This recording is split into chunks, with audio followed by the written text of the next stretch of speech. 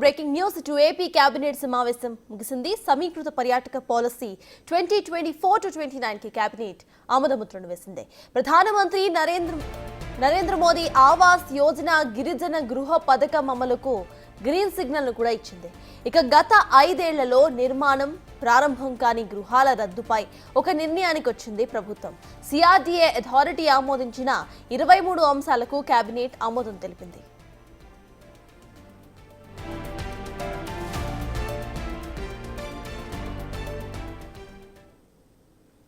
ఇప్పటికే AP cabinet సమావేశం ముగిసింది. దీనికి సంబంధించిన అప్డేట్స్ ను మా ప్రతినిధి శివ అందిస్తారు. శివ, చెప్పండి, ఈ కేబినెట్ సమావేశాల్లో వేటిపై చర్చించారు?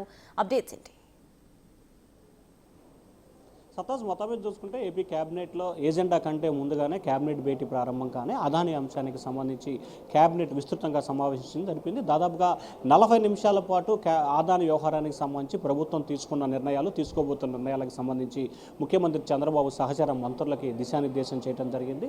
ఏ రకంగా ముందుకు వెళ్ళాలి, ఒకవేళ అదానికి సంబంధించి వ్యవహారాలు మొత్తం రద్దు చేసుకుంటే 2100 కోట్లు పెనాల్టీ చెల్లించాలి, లేకపోతే ధరలకు సంబంధించి ఏదైతే తగ్గించు కోసం పోరాటం చేయాలి, లేకపోతే పూర్తి స్థాయిలో రద్దు చేయాలా అనే దానికి సంబంధించి కూడా కీలకమైన చర్చ జరిగింది. అలాగే నిన్న సిఆర్డీ సమీక్షా సమావేశంలో 23 అంశాలకు సంబంధించి, అంటే రాజధాని ప్రాంతంలో అభివృద్ధి చేయబోతున్న 23 అంశాలకు సంబంధించి కూడా కేబినెట్ ఆమోదం తెలుపుతూ ఏకగ్రీవంగా నిర్ణయం తీసుకుంది. అలాగే జనవనరుల శాఖకు సంబంధించి కూడా దాదాపుగా 62 అంశాలకు సంబంధించి కూడా కేబినెట్ అంటే జీవో 62పై పూర్తి స్థాయిలో కూడా ఆమోదం తెలిపిన పరిస్థితి కనిపిస్తుంది. అలాగే ప్రధానమంత్రి గ్రామీణ యోజన కింద ఇంటి నివాసాల కింద గత ప్రభుత్వం కేటాయించిన ఇళ్లు చాలా చోట్ల నిర్మాణం చేపట్టలేదు, కొన్ని చోట్ల మధ్యలో నిలిచిపోయినాయి, మరికొన్ని చోట్ల చివరి వరకు చేరినా కానీ కేంద్రానికి సంబంధించిన నిధులు రావడం జరిగింది, రాష్ట్రానికి సంబంధించిన నిధుల్లో పూర్తి స్థాయిలో జాప్యం జరిగింది. దీనికి సంబంధించి కూడా ఏ రకంగా ముందుకు వెళ్ళాలనే దానికి సంబంధించి కూడా కేబినెట్ పూర్తి స్థాయిలో కూడా చర్చ జరిగింది. అయితే ఏదైతే గత 5 ఏళ్లలో అంటే 2019 డిసెంబర్ 31 నాటికి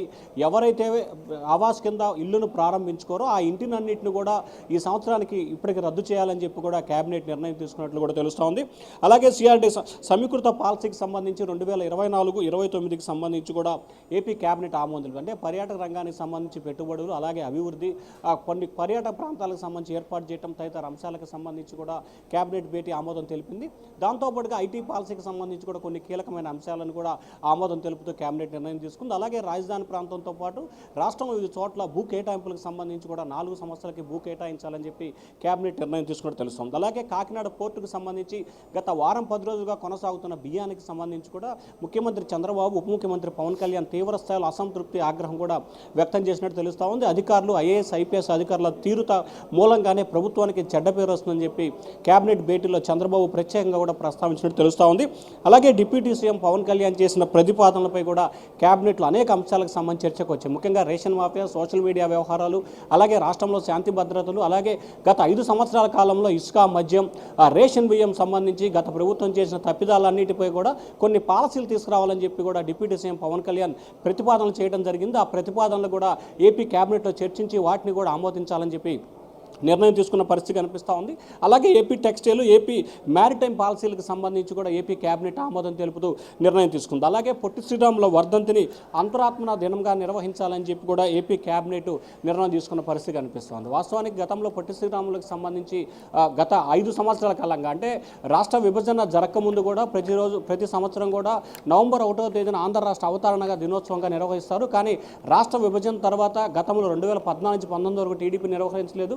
అలాగే వైఎస్ఆర్సీపీ కొన్ని సంవత్సరాలు నిర్వహించే ప్రయత్నం చేసింది. కానీ ఈసారి ఆ విధంగా కాకుండా రాష్ట్రానికి సంబంధించి కూడా పొట్టి శ్రీరాముల వర్ధంతి సంబంధించి కూడా అంతరాత్మ దినోత్సవంగా నిర్వహించాలని చెప్పి ఏపీ కేబినెట్ అయితే ఆమోదం తెలిపిన పరిస్థితి కనిపిస్తూ ఉంది. వీటితో పాటుగా ముఖ్యంగా అదాని వ్యవహారం, అలాగే కాకినాడ పోర్టు, ఈ 2 అంశాలకు సంబంధించి ఏపీ కేబినెట్లో సుదీర్ఘంగా కూడా చర్చ జరిగినట్లు తెలుస్తా ఉంది. సత్తాజ్. Right, thank you Shiva.